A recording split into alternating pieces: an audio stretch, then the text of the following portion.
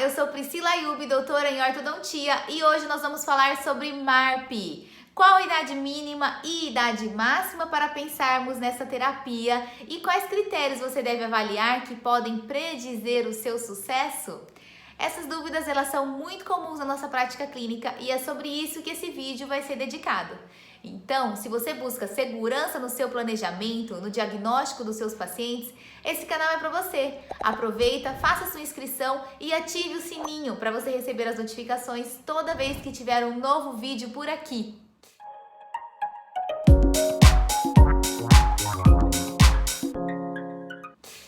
Falando em MARP, então, vamos considerar idade mínima para instalação. Essa é uma pergunta muito comum. Priscila, ainda mais eu, que adoro trabalhar com ortodontia preventiva.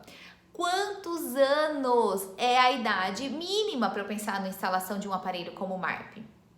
A boa notícia que eu tenho para te dar é que tudo que você sabe sobre expansão continua em voga. Ou seja, os nossos aparelhos expansores, tipo Haas, tipo Hirax, McNamara, eles continuam sendo aparelhos consagrados e com bons efeitos da sua terapia em crianças.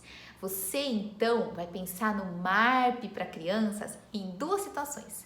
A primeira é quando você não tiver ancoragem. Sabe quando você está no segundo período transitório da dentadura mista e você precisa fazer uma expansão e o paciente chegou nesse momento para você. Então você não teve escolha, você não pôde fazer a disjunção no seu paciente de maneira precoce porque ele chegou tardio.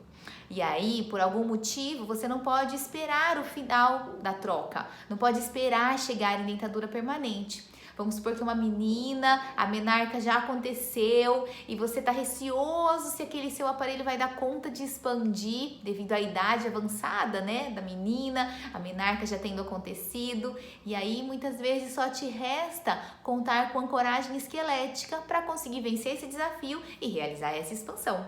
Então, a falta de ancoragem, ela é um indicativo. Esses dias eu recebi um paciente no consultório onde ele precisava expandir e distalizar os dois molares. Tinha acontecido uma perda precoce de tal forma que eu estava completamente em classe 2, eu tinha uma classe 2 fechada, eu não tinha espaço nenhum para o canino, mas por uma migração mesial dos dentes. E aí o que eu precisava? Disjuntar e distalizar. Então vejam como a ancoragem esquelética veio muito ao meu favor em um caso como esse.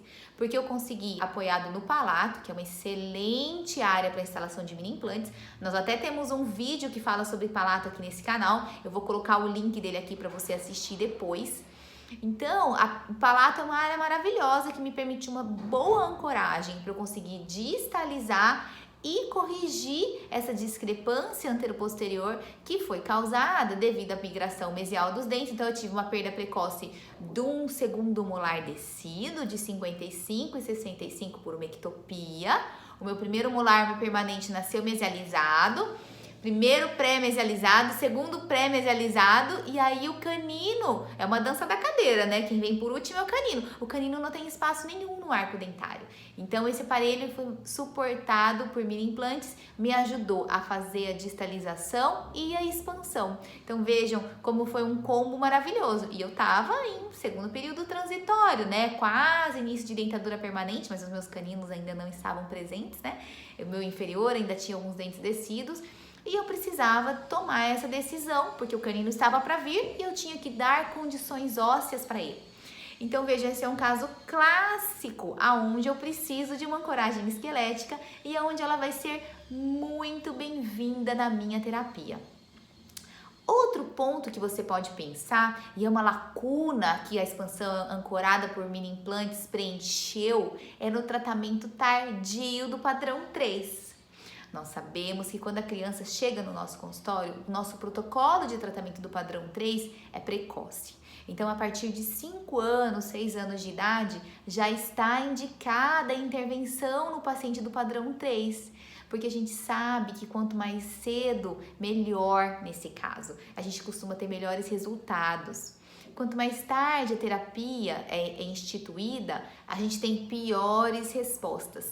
Então, nesses pacientes, é importante você pensar que se ele chegar tardio no seu consultório, a sua terapia com Haas e máscara, apesar de ser uma terapia consagrada e com bons resultados aos 5, 6 anos, ela não vai ter resultados tão bons quanto você tiver já lá na sua dentadura mista tardia, num segundo período transitório, dentadura permanente jovem.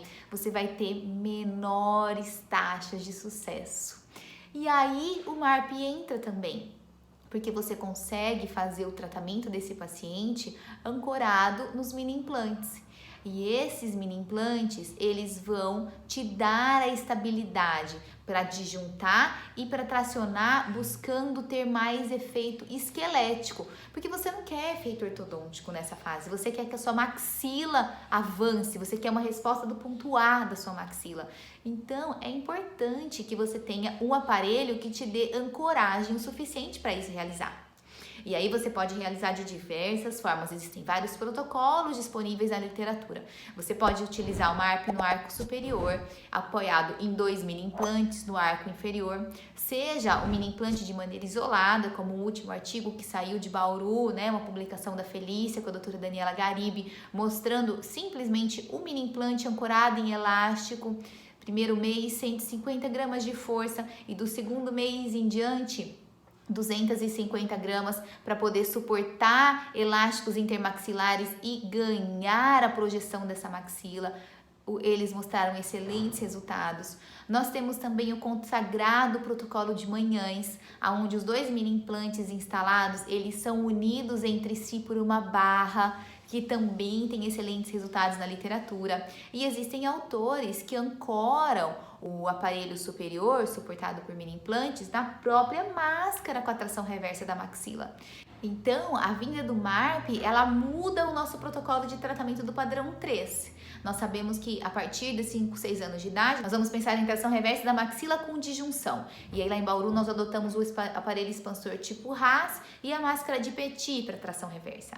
E aí quando você está em segundo período transitório, ou seja, quando os seus caninos inferiores já irromperam e você tem condições de instalar um mini implante no arco inferior, você pode utilizar a terapia com MARP ancorada em elásticos, por exemplo, ou ancorada na máscara para tração reversa da maxila.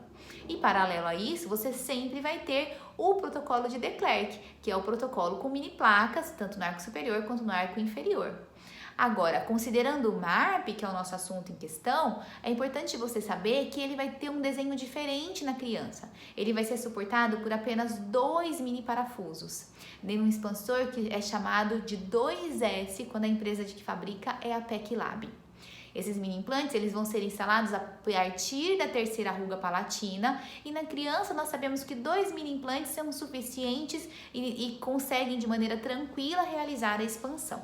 Então, pensamos como idade mínima, segundo período transitório da dentadura mista, tá certo? Não tem por que você submeter uma criança em idade mais nova, mais precoce do que isso, a uma terapia com disjunção ancorada por mini implantes. Isso porque a nossa maxila, ela é muito suscetível ao tratamento ortodôntico e os nossos disjuntores vão ser capazes de realizar uma boa disjunção em idades mais precoces, tá certo? Então consideremos como idade mínima esta. Mas e a idade máxima? A idade máxima, eu devo dizer para você que a literatura ainda vai nos surpreender muito. Existem diferentes abordagens que a gente pode trabalhar no paciente adulto para aumentar as nossas taxas de sucesso no MARP. Então, quando a gente está diante de um artigo, a maior parte dos artigos hoje nos estimula que perto da 3ª década de vida, a gente já pense na disjunção assistida cirurgicamente. Mas existem relatos isolados de expansão realizada em adultos com idades mais avançadas, 40, 50 anos de idade, suportadas pelo MARP. Aí, nesse caso, nós estaremos diante de um disjuntor suportado por 4 mini implantes e não somente 2.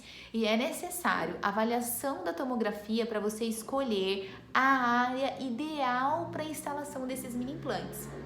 Você precisa ter osso para suportar esse mini implante e permitir que a disjunção seja realizada. Por isso que na tomografia você vai buscar a área mais espessa. Você não vai mais pegar a 3ª ruga palatina como sua referência e fazer a instalação, como a gente faz na criança. Aqui não. Aqui você precisa avaliar a melhor área.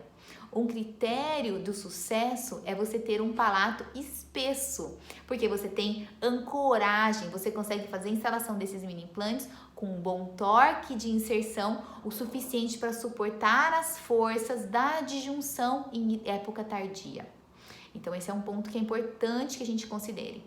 Um segundo ponto importante na instalação do adulto é você bicorticalizar. Então, quando você avaliar na tomografia, você vai medir e você vai tentar fazer com que você use não só a cortical do palato, mas também a cortical do soalho nasal, para te ajudar a ter ainda mais estabilidade para promover uma melhor disjunção no seu paciente. E um ponto que a literatura ainda está trazendo respostas para nós é quanto a osteoperfuração influencia de maneira positiva na expansão dos pacientes adultos. A osteoperfuração é quando você pega uma broca específica para isso, para osteoperfuração, e você faz perfurações na sutura palatina mediana. Então, a partir da terceira ruga, você faz perfurações na sutura palatina com mais ou menos 2 milímetros de distância entre elas, na intenção de facilitar essa nossa disjunção. Então, esse é um procedimento que nós utilizamos já na prática clínica para realizar a disjunção de pacientes. Eu tenho históricos de pacientes no consultório em idades tardias tratados dessa forma. Então, a literatura ainda não é clara em nos mostrar o quanto a osteoperfuração beneficia os nossos pacientes. A gente ainda não tem esse dado publicado, mas o que nós sabemos é que é um procedimento empregado na rotina clínica e que aumenta sim as nossas taxas de sucesso. Portanto, se você vai fazer expansão em um paciente pós-pico com mais de 20, mais de 30 anos, sempre comente sobre o protocolo de expansão se assistido cirurgicamente como a primeira opção. Se o paciente não desejar a cirurgia, apresente então o MARP como alternativa. Explica que é um procedimento novo, mas com resultados muito bons em literatura, que apresentam boas respostas. Explica que você tem a chance de não abrir. Você precisa discutir isso com ele, que você vai fazer de tudo para você aumentar as suas chances, mas existe sim o risco de não abrir. E se isso acontecer, você passa a ter como única alternativa a expansão cirurgicamente assistida ou algum tipo de protocolo compensatório, que aí você vai definir se é possível ou não de ser feito no caso clínico do seu paciente, para realizar o tratamento. Então, são pontos que devem ser discutidos. E uma vez que o paciente compreendeu os riscos e aceitou, você tem que fazer de tudo para aumentar as chances. Ou seja, pedir uma tomografia, localizar a região mais espessa do seu palato, pedir um mini implante que te permita bicorticalizar para aumentar a sua ancoragem. E eu faço sim nos meus pacientes do consultório a osteoperfuração para aumentar as minhas chances e buscar dar o máximo de oportunidade para aquela maxila realmente responder à nossa terapia. Outro ponto importante para você ter o sucesso é um bom e rigoroso protocolo de higiene. Você pode pedir para o seu paciente fazer bochecha com PerioGard, que é clorexidina a 2% e permite então um bom controle nessa fase de pós-operatório de mini implantes, mas existem também gel de clorexidina que você pode pedir para manipular e para o paciente aplicar local ali naquela região para aumentar as suas taxas de sucesso. Tudo isso é importante e vai contribuir de forma positiva na sua resposta final. E o último ponto que você não pode esquecer de considerar é qual MARP escolher. Você está diante de um paciente adulto, uma maxila atrésica e às vezes o seu disjuntor, apoiado por mini implantes, precisa ter uma flexibilidade na altura para que você consiga chegar no fundo do palato. Porque esse mini implante ele vai ser apoiado na base do seu disjuntor. E aí a PECLAB nos disponibiliza 2 tipos. Nós temos o SL, que é um tipo de disjuntor, aonde nós temos a altura dele padronizada. Então é importante que o palato do seu paciente tenha uma certa amplitude, uma certa largura que permita o assentamento de maneira adequada desse disjuntor e dos seus pontos de apoio, para que todos esses pontos de apoio fiquem em íntimo contato com a mucosa do palato. Agora, se a sua maxila for muito estreita, você precisa já pensar no disjuntor chamado de EX, que o EX ele tem os seus pezinhos, né? Esse suporte onde o mini implante vai ser instalado, ele tem altura variável, então você consegue aumentar ou diminuir essa altura a depender da profundidade do seu palato. Então, maxilas muito estreitas, você precisa pensar num disjuntor como o EX para te dar a condição do seu mini implante ficar em íntimo contato com a mucosa, porque isso é importante para a sua estabilidade do aparelho. E aí, você pode se perguntar então, quando que o MARP vai ser indicado para o meu paciente? A primeira coisa que você precisa olhar é o sorriso do seu paciente, né? Corredor bucal estreito, aceita a expansão. Maxila trésica em formato triangular, aceita a expansão. A maxila precisa ser parabólica. Então, diante desses pontos, a expansão passa a ser uma alternativa. E quando a expansão precisa ser esquelética de forma imperativa, quando você olha para o molar do seu paciente e ele está bem posicionado na base óssea. Se ele está bem posicionado na base óssea, você só pode disjuntar de maneira esquelética. Porque se você der um torque vestibular para compensar aquela mordida cruzada, você vai deixar muito antiestético o sorriso do seu paciente. Ele vai ficar chateado em vez de feliz com o seu tratamento ortodôntico. Então, nesse caso, essa maxila não aceita a compensação dental alveolar. Você precisa sim pensar em MARP e precisa sim pensar em ancoragem esquelética para fazer a expansão, a depender da idade do seu paciente. Agora, se aquele paciente tem uma atresia dentoalveolar, se quando você olha para o molar ele não está bem posicionado na base óssea, ele está inclinado para a lingual, você tem borda óssea por vestibular, esses são critérios que você pode expandir de maneira dentoalveolar. Você não precisa pensar no MARP nesses pacientes. Eu até tenho um artigo com o Dr. Dino falando sobre isso, falando para a importância dessa nossa avaliação da atresia dentoalveolar e mostrando que realmente quando você está diante da atresia dentoalveolar, você fazer a correção, nos casos da nossa pesquisa foi com arcos de nivelamento aberto, você tem uma resposta tão positiva quanto a expansão, porque nesse caso, como o problema é dentoalveolar, você pode resolver de forma dentoalveolar que você vai ter sucesso da mesma forma. Temos também um artigo que compara os efeitos do MARP com o SARP, que é a expansão assistida cirurgicamente. E esse artigo nos mostra efeitos maravilhosos para o MARP. A expansão ela é muito mais parabólica, enquanto no SARP, que é assistida cirurgicamente, mesmo fraturando todas as suturas, a gente tem o tradicional efeito mais triangular, né, em formato em V, que é um ponto que faz com que nós tenhamos, e tem muito artigo aí falando sobre isso, bons efeitos respiratórios da terapia com o MARP nos nossos pacientes, tá certo? Um dos motivos é esse, a capacidade de expansão de maneira paralela das metades maxilares.